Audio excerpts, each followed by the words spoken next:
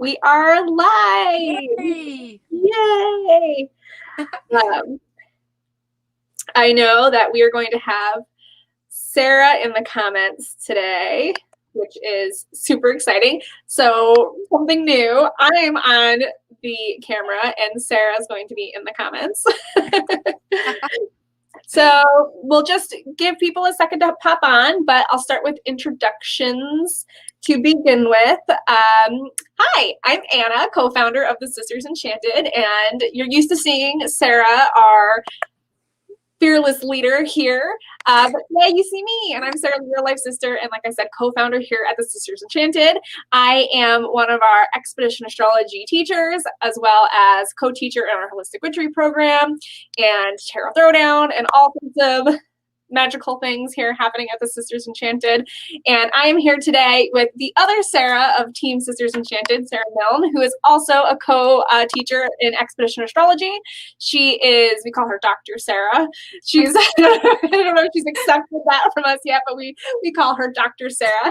And we're doing this new fantastic, well, it's not new. Sarah's been writing astrology forecasts for us for the week ahead for a couple of months now, I think.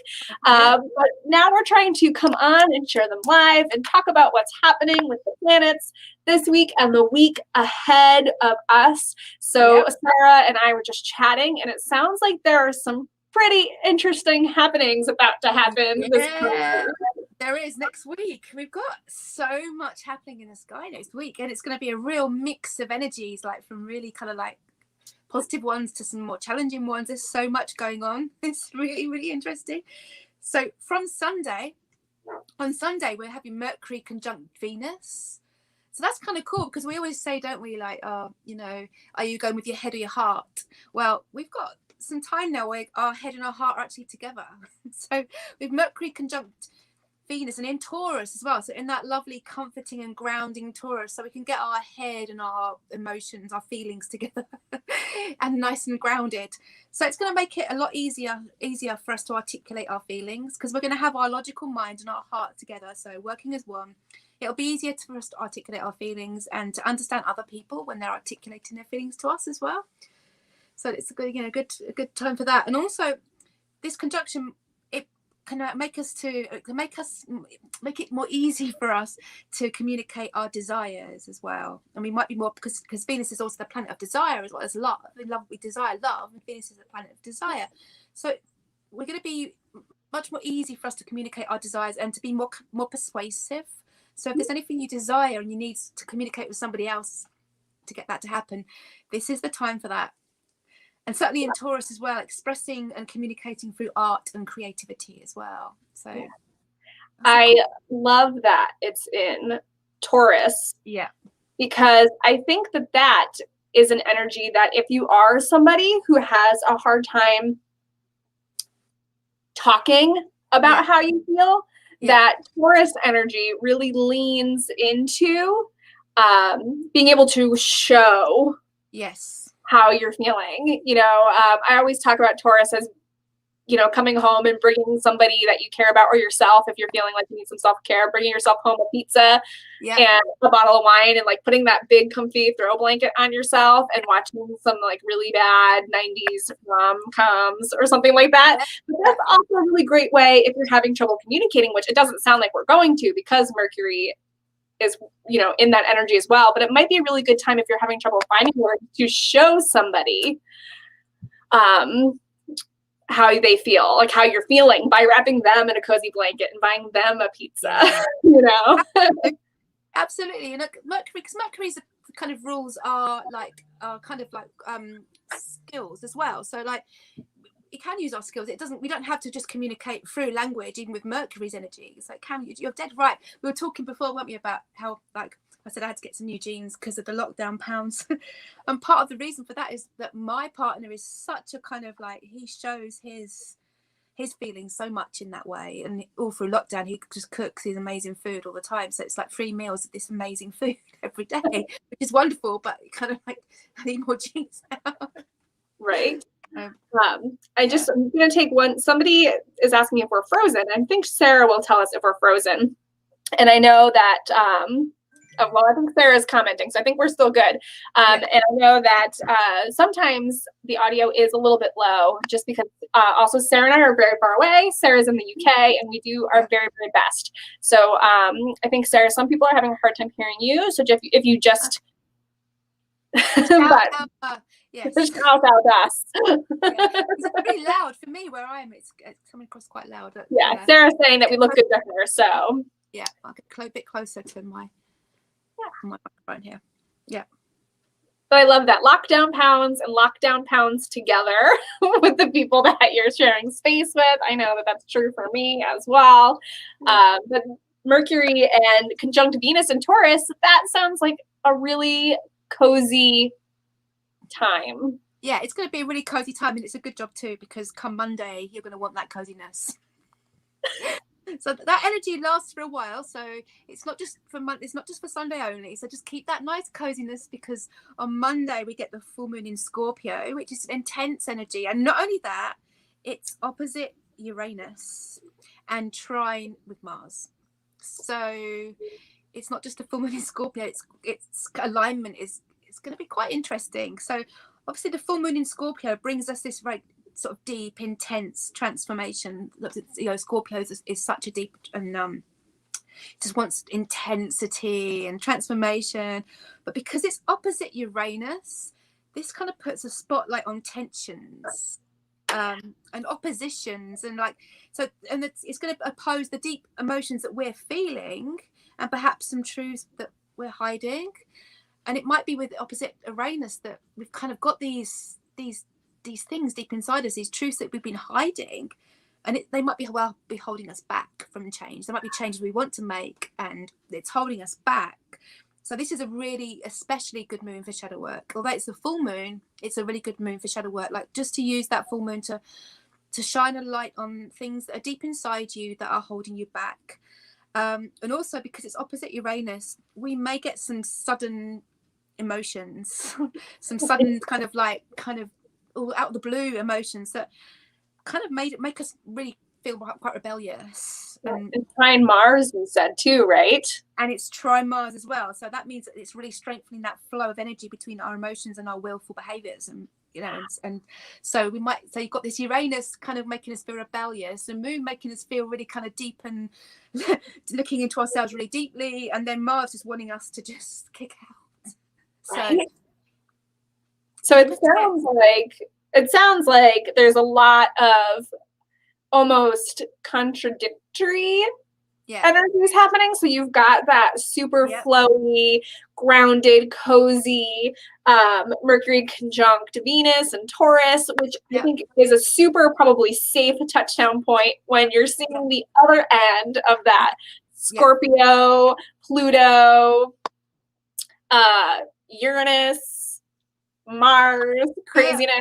So it sounds like you might even have times where we need to, speaking of shadow work, that we might find ourselves really almost declaring a truth and needing to then get cozy in that Taurus energy to then talk out patiently what our loud truths were. Yeah, absolutely. Because you might just kind of like suddenly, you know, have that spotlight into what's holding you back, and it might just be that you need to tell someone, like, this is how I feel about you, or this is what I don't feel about you, or this is what I want from you. Something. Oh, let's get a pizza. Where's my pizza? You bought the small bottle of wine. Where's the box? Yeah, that's exactly it. I think that should be our mantra of the week. Like, let's get a pizza and talk about it. Yeah. That is a good. So everybody put a Post-it note on your fridge to remind yourselves to order a pizza and talk about it. Yeah, pizza and talk about it. A bottle of wine if that's what you like as well. Yeah. Definitely. Because we haven't even finished yet, have we? Because come Tuesday, it's all Sunday, Monday, Tuesday. Come Tuesday, Pluto goes retrograde as well. So we talk about shadow work. It's a very, very good week for shadow work. So we know that when a planet goes retrograde, it's an opportunity for us to really use that energy to look deep inside, to turn it into ourselves and look deep inside. And I quite like retrogrades. People get worried about retrogrades. I mean, I have had I've just been on the phone again to my estate agent, because it's 7 months now of trying to sell my house since we actually had the buyer organised. And I'm very nervous of Mercury retrogrades and contracts. But other than that, other retrogrades, it's a really good time to think in a different way, because retrogrades want us to look at things in a different way, in a different angle. And so Pluto is back spinning its retrograde in Capricorn from Tuesday until October 6th. So it's going to drive us to look inward at ourselves. And again, shadow work, really great for shadow work, because Pluto is all about transformation. So, you know, shadow work is great. It's we've been talking about Scorpio. It's Scorpio's planet. It's that kind of like deep intensity and power and control as well. It's Pluto and Scorpio. So it is quite a good time to look at any power or control issues you might have in your life. Like, is anyone or anything controlling or manipulating you in any way? Or are you controlling or manipulating anything in any way? Now's the time to really be honest with yourself about that. Do some deep shadow work and see if there's any repeating themes in your life, like where you have habits, like we've just been talking about lockdown overeating, like habits or compulsions, or any addictions, any prejudices you have that control you. This is a really good time to eliminate any of those. Especially like if you're in the northern hemisphere, depending on what area of the world you're in, springtime is kind of coming in. That's also a great time to kind of shed some things. Not only that, but I know that Sarah and I were on doing a podcast the other day, and we were talking about energy like this for the Scorpio moon coming up. But I think that this is really super something that you could think about with the Pluto in retrograde, is that we were talking about how a lot of people release something that's no longer serving them. But how often do we release something in almost like a superficial manner? Like, I'm releasing my negative emotions, but you don't actually release them. Yes. And that this might be a really good time to evaluate what you actually haven't released. Yeah. And do something more on a really deep level, and have a true, honest conversation with yourself. Like, am I actually letting go, or am I not? This is a time to really evaluate yourself and shed some things, it seems like. And also, we should, just saying, put it on the books, we should do a podcast episode about retrogrades and how not to fear the retrograde, because I also don't really fear the retrogrades. No, if you don't do the work, then they are there to help us to do the work. And I think, another thing as well is you can look where Capricorn is in your birth chart, because Pluto's retrograde in Capricorn. So if you look where Capricorn is your birth chart, that might give you some ideas about where you might have some of these things that you really need to let go of. And it's so true. Like, Pluto retrograde wants us to really look deep and to make real transformational changes. So not, like Anna says, not just say, oh yeah, well, I'm changing my opinions, I'm releasing my negative opinions on myself here or on this, but tomorrow I'll feel exactly the same. Yeah. Really. Now I'm going to go home and do some deep journaling on my Capricorn third house moon and what that means for me and sisters that might be in the comments, or other things that are happening. My Capricorn is house 6, so it's like day-to-day work. I just don't think I could try to do anything. I'm so busy, I suppose. Yeah, but I think it's like, for me, I tend to be at the moment working until about 2:00 every night. Yeah, so you've been up. Self-care probably is that element. I need to look at it a little bit for sure. Yeah, I know Sarah just shared that it's in her 7th house, and mine's in my 3rd house. So we've got like her contractual relationships, which could, in essence, have something to do with me and my 3rd house. So, hey, Sarah, it looks like we're going to need some conversations this week, and then we're going to have to buy a pizza and talk about it. And a box of wine. At least one. It's all good stuff. But then we end up on Friday, we have the Sun conjunct Uranus. So this was going to make us feel like it's all a story this week, isn't it? This is going to make us really feel the need for change or for freedom. So the Uranus is this planet of change, freedom, rebellion, and the Sun is the center of ourselves, our vitality, our creativity. So this might really make you feel a sudden deep crave for freedom. But freedom can look like different things for different people. So it doesn't necessarily mean like, oh, I'm about to like cut all my ties with everyone and, get myself a camper van or a tent and just go. Because you might feel like you'll feel driven to make actions to free yourself from other things as well, because that can also be freeing. So you might want to give yourself freedom to relax more. Or in my case, perhaps freedom not to be working all the time. Freedom just to say it's okay to sit in the sun for an hour with a cup of coffee and nothing to do with work in front of you. Because as well as my Sisters Enchanted, I write, and I'm writing books about books. So at the moment, even sitting with a novel in the garden is work. So it's just like, don't read a novel, anything to do with that book, read something else, those sorts of things. It could be that. It could be giving yourself freedom just to take a bit of time, just to relax. So it doesn't necessarily mean that you're craving freedom from everything else, but it could be just freedom to be your authentic self.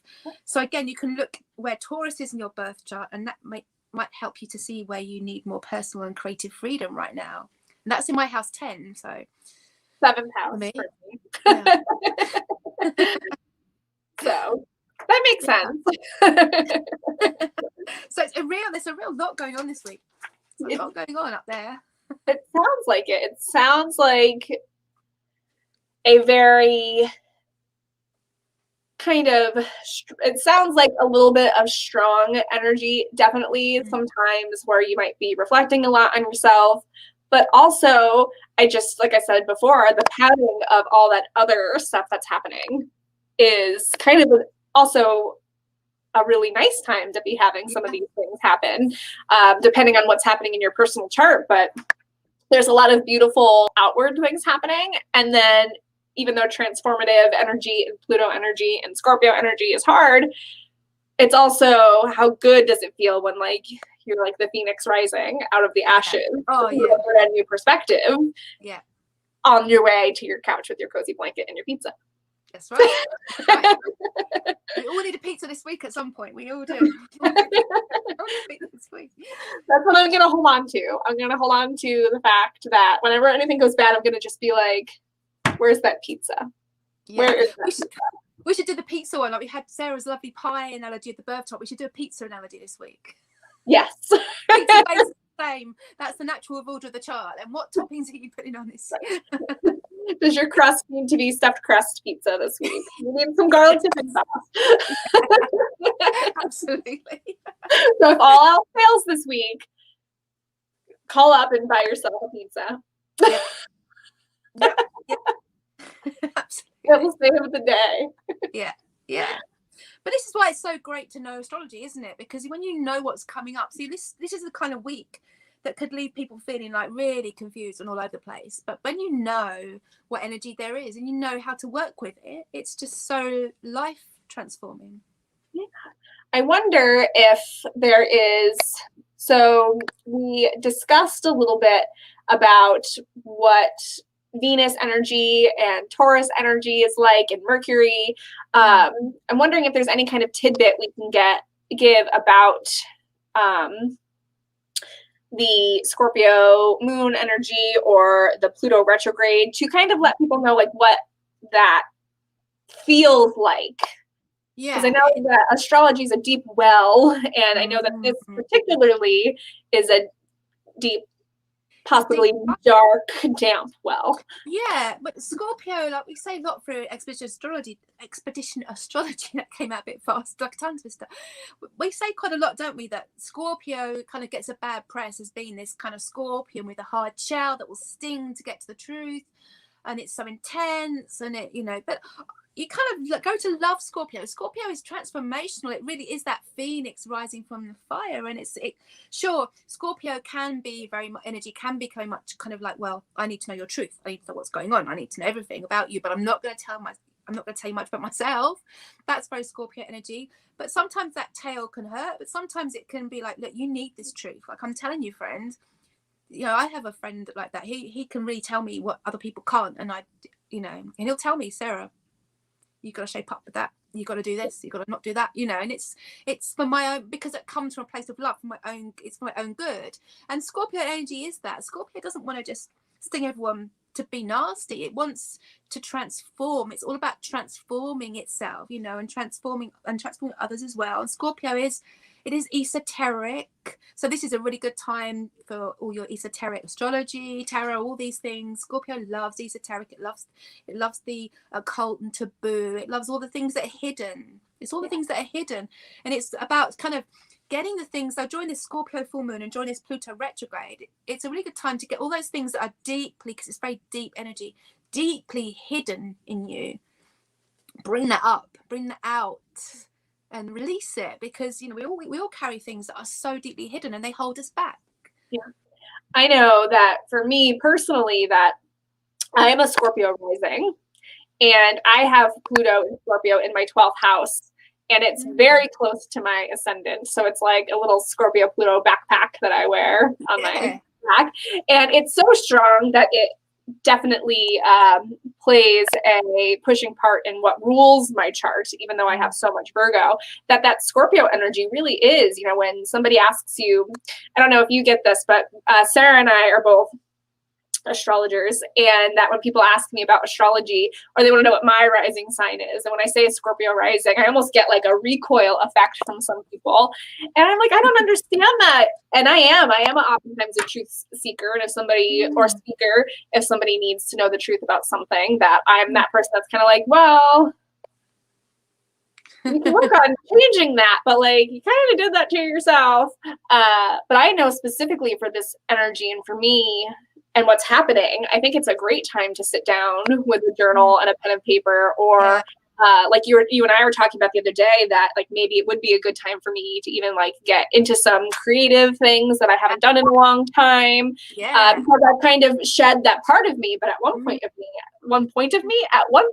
in my life, I was the person that was covered in like paint pants with like hot glue gun burns and on their fingers and things, because I was so crafty and so artsy, and it might be a time for me to really understand why I'm not doing that, why I've shed that part of me when it's at one point was a very large part of me. It might be a good time to visit some things like that. What parts of yourself have you shed unintentionally or superficially? Yes, yeah, absolutely. And with that Venus and Mercury conjunction, a really good time for your art in Taurus. Definitely, you need to get them out this weekend. Get that out. I love that. I'm really feeling super good about that Venus and Mercury conjunction. That feels like a really great breath of fresh air in an otherwise maybe strenuous time. And for some people, they might not even realize the energy of the Scorpio retrograde, not the Scorpio, Pluto retrograde, and that Scorpio energy, because Scorpio sometimes is so hidden. Exactly. Yeah, because it is. Yeah, because it is so hidden. And that's why sometimes when people come to us for expedition astrology and a lot of people find it quite difficult to get their heads wrapped around Scorpio. And because a lot of the times people will say, well, I know someone who's this sign and they're like that, and I know someone who's that sign, but because Scorpios don't show themselves so much and don't show that Scorpio energy so much. So it's hard for people to say, oh yeah, I know someone who's Scorpio, and they're just like that. Right. So it can be it tends to be funny. So you see Scorpio and Capricorn seem to be the two that people kind of like. It takes a bit more time to really understand. I have both of those things, and I'm also a Virgo, which I also feel like doesn't get like that bad, but people are like, oh, a Virgo, it kind of is like an unseen or unsung sometimes. People forget that it's one of those signs, but they don't forget about Capricorn or Scorpio or Aries, I feel like. And that's one of my favorite things really too in astrology and in expedition astrology, when we have our students realizing something about themselves, a spouse, a loved one, a child, when they have this realization or they have a fear. Like I know for me personally, and this is a little outside the box of the forecast. Sarah just said I'm definitely a puzzle. I am definitely a puzzle. I was saying, and this is outside of the forecast, but when my son was born, who's almost 6 months now, he is a Scorpio in the 8th house with his sun sign. He's a first house Aries moon and a Pisces rising. And I will tell you that at first, because I know a little bit about astrology, I was flustered. But I would say that a realization, even with me as somebody who's always learning every day, and community members, that when we really bust down the original energy that has been thrust upon these signs, these placements, these retrogrades, when we really look at them with a fresh, clear lens and a breeze, we realize that it's not at all what people think. No. They're always looking at like the shadowy essence, not the. I immediately, when you said that, I immediately was thinking, wow, ancestral gifts, lots of ancestral gifts there to use. You know, like I'm really into looking at for our ancestors in charts at the minute, and so like, you know, that Scorpio and 8th house sun, it's like, yeah, ancestral gifts inherited there, you know, especially with your Scorpio and 12th house, like the connection to the ancestors through him, that's just like wonderful. So to me, that's lovely. That sounds like really exciting, esoteric kind of like gifts and all this kind of like inheritance from ancestors kind of energy. So that's the thing, when you learn astrology, there's so much more to it. Or I had one of our longtime students of Expedition Astrology, Andy. She's not in the comments, but she participates a lot, and she's just a stellar astrologer. She probably would blush if she heard me say that. But she really is a stellar astrologer. Yes. And she pointed out to me that, especially with that Aries moon and Pisces rising, that my Capricorn moon, even though I oftentimes feel very defeated about it, how necessary that strength of a moon, that being able to have boundaries and groundedness, how much of an asset that's going to be in raising. Andy's here. Hi, Andy. And she is a fantastic astrologer. Don't mind me.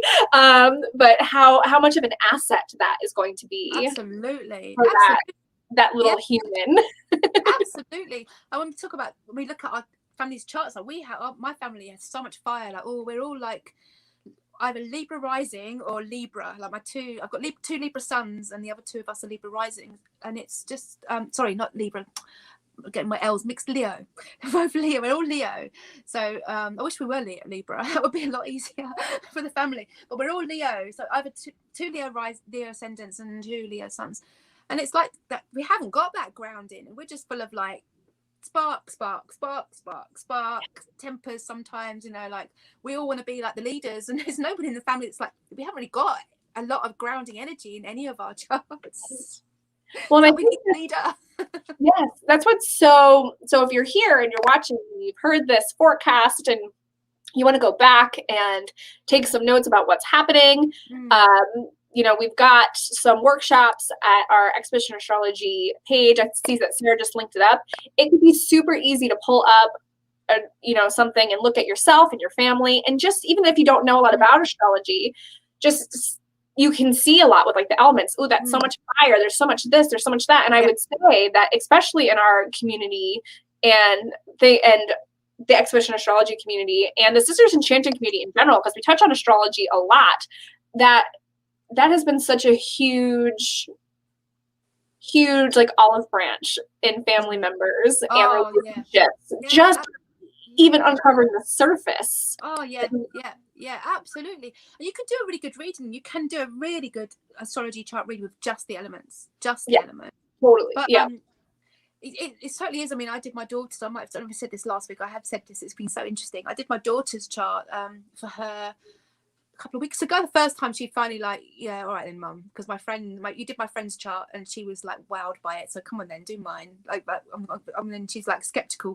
But doesn't everyone want to hear that? I'm like, no, it's completely different to everyone else's. You want to hear it because it's your chart, and if you want to hear that because that's a message for you, then eventually she was more and more, something in this. But what was interesting with us is that we had the same ascendant and we had the same signs around all the houses, and we can really with each other, you know, at times. And I said, look, the thing is, we are in every single situation of life, we see the best and the worst of ourselves in each other. And that was really helpful. She's like, yeah, I can see that. Then we talked through loads of examples where we kind of, there you go. The reason you got so riled at me is because that was the worst of you that you saw in me. It was your shadow. Right. You know, so fascinating and so helpful for us. It really is. That's how I've learned a lot about my sister, Sarah, and I, as you see her in the comments, is that we're almost like two sides to the same coin. And you can see the other one laced through the other one's chart in ways that you didn't even think, like when you're looking at it quickly. And then all of a sudden you're like, wait a minute, that's me, or that's why we are having the things that we're having. That's why we're this way. That's why we're like, if we put us together, we'd be like one kind of well-defined person. So I guess we can, since we've sidestepped into side stories, do we have any kind of like wrap up, like words of wisdom for what to take away for this week ahead? I think the big thing is going to be just, like the same as last week. It's that kind of like, take a moment and think, because like especially with this Scorpio full moon and with Mars and Uranus and then the Sun Uranus and all this kind of energy, it's just kind of think. And we've got this, like we say, it's lovely, get your pizza in ready for that. Use that Mars conjunct Venus to wrap yourself up with your blanket and talk things. It's going to be easier for us to talk things through with people. So really kind of when we have this Scorpio moon and Pluto retrograde showing us some stuff that's deep within us, and I think it'll be easy for us to talk about it with people as well, which really helps, when you're trying to like bring things to surface and get rid of them. If you can talk it through with people, that's really great. Writing, journaling, I think, doing that deep shadow work, but taking that time and don't react, don't let these emotions kind of like drive your behavior too much, because you've got that energy there too. Just bring things to surface, sit with them, journal them, communicate them in some way, art, all that kind of stuff, and then let Pluto transform you. That's what he's there for. How exciting is that? Listening just as important as talking. Listen, talk, get cozy, transform. Yeah, that's what it is. Yeah. So I think I see Sarah recapping for us, and I think, is there anything else happening this week, Sarah? Is that's enough? I think that's enough. The week, so that'll do. That will do for now. Right. Well, I just want to, I see lots of questions about astrology in the comments. I see Sarah and Christina in the comments tackling those questions and linking up the replays for our astrology webinars, but also talking about Expedition Astrology. And if you are interested in astrology, you think that you love astrology, and you want to hang out with Sarah, she's over here on me, you want to hang out with Sarah Milne and I, Expedition Astrology is open for one last day of enrollment. That's today, and it is going through a change. This is the last time to sign up for the tuition that it is now, and we would love to see you there. We would love to hang out with you and have conversations like this, and we do have conversations like this in our office hours and in our Astro sessions. It is really a wonderful community, and we hope to see you all there. Like I said, Sarah linked up the class, and so did Christina in the comments. And if you want to lock in Expedition Astrology at what it's offered at now, get in there. Because it's going to go up. The price is going to go up a lot. Yes, it is. But it's going to has so much more information. And if you sign up now, all that will also be yours in the future. So thank you guys so much for being here. Thank you all for being here. And we hope to see you in Expedition Astrology, and to see you next week when we'll probably be doing a forecast again with Sarah. So Sarah, thank you so much for sharing your wisdom with us. Take care. Have a good week, everyone. Thanks. You too. Bye, everybody. Bye.